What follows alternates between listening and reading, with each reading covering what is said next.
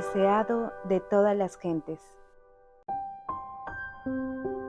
Cuando Cristo dijo al tentador: no con solo el pan vivirá el hombre, mas con toda palabra que sale de la boca de Dios, repitió las palabras que más de 14 siglos antes había dicho a Israel: acordarte has de todo el camino por donde te ha traído Jehová tu Dios esos 40 años en el desierto, y te afligió e hízote tener hambre, y te sustentó con maná, comida que no conocías tú, ni tus padres la habían conocido, para hacerte saber que el hombre no vivirá de solo pan, mas de todo lo que sale de la boca de Jehová vivirá el hombre. En el desierto, cuando todos los medios de sustento se habían agotado, Dios envió a su pueblo maná del cielo, y esto en una provisión suficiente y constante. Dicha provisión había de enseñarles que mientras confiasen en Dios y anduviesen en sus caminos, Él no los abandonaría. El Salvador puso ahora en práctica la lección que había enseñado Israel. La palabra de Dios había dado socorro a la hueste hebrea, y a la misma palabra se lo daría también a Jesús.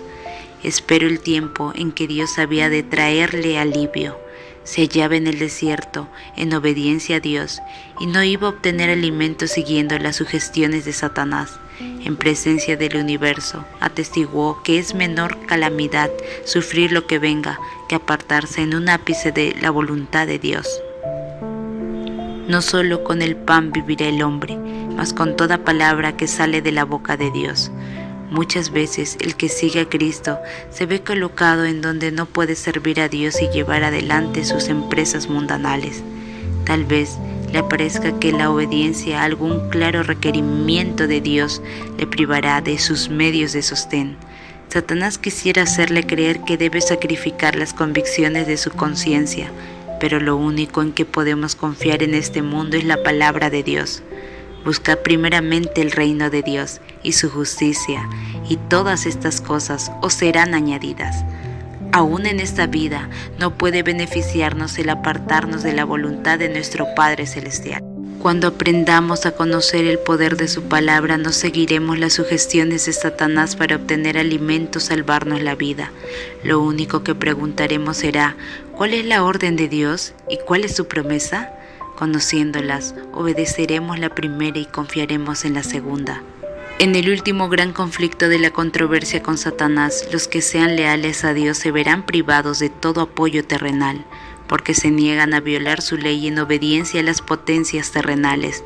Se les prohibirá comprar o vender. Finalmente, será decretado que se les dé muerte, pero al obediente se le hace la promesa: habitará en las alturas, fortalezas de roca serán su lugar de acogimiento, se les dará un pan y sus aguas serán ciertas. Los hijos de Dios vivirán por esta promesa, serán alimentados cuando la tierra esté asolada por el hambre, no serán avergonzados en el mal tiempo, y en los días de hambre serán hartos. El profeta Habacuc previó este tiempo de angustia, y sus palabras expresan la fe de la iglesia.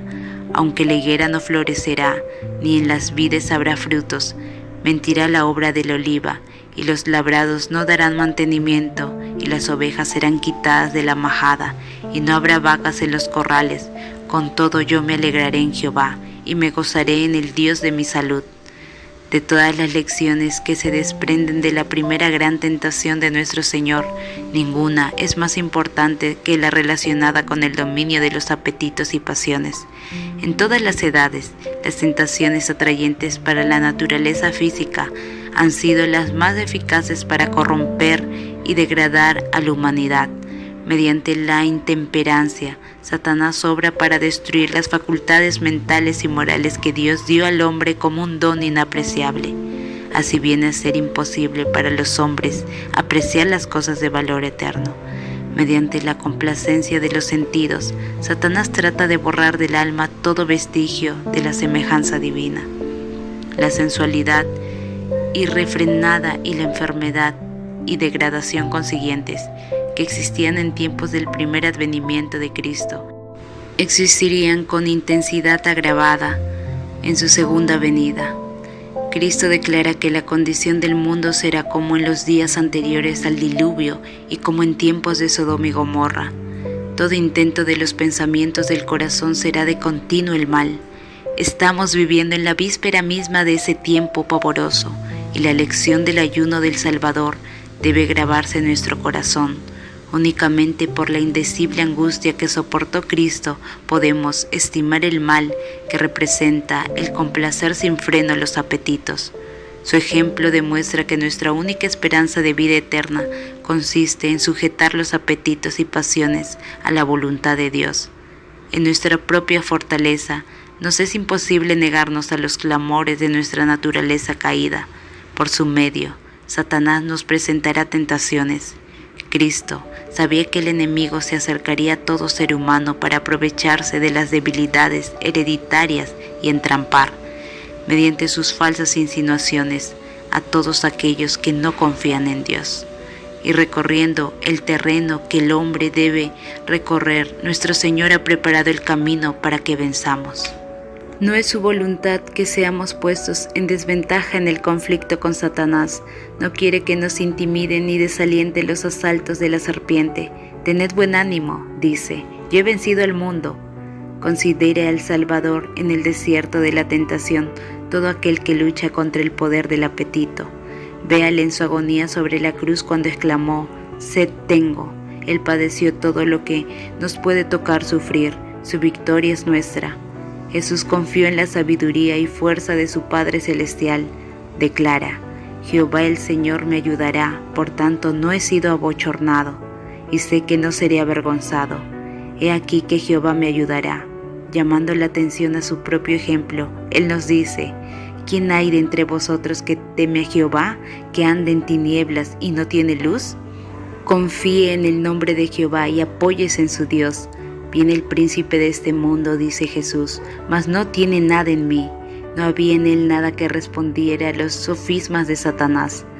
Él no consintió en pecar, ni siquiera por un pensamiento se dio a la tentación.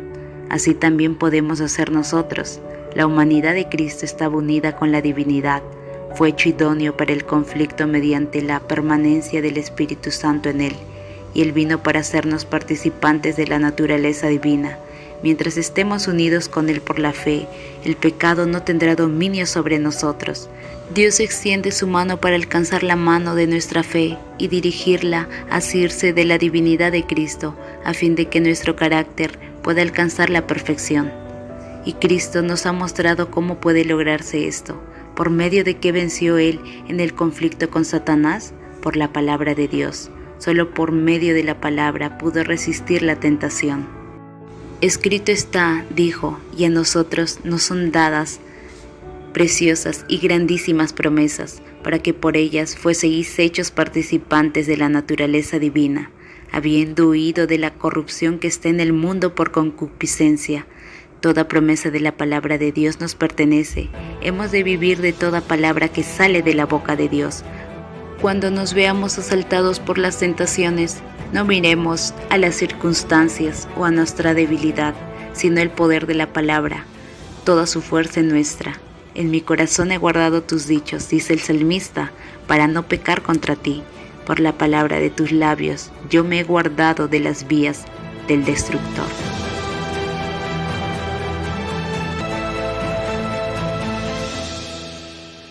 Continuaremos.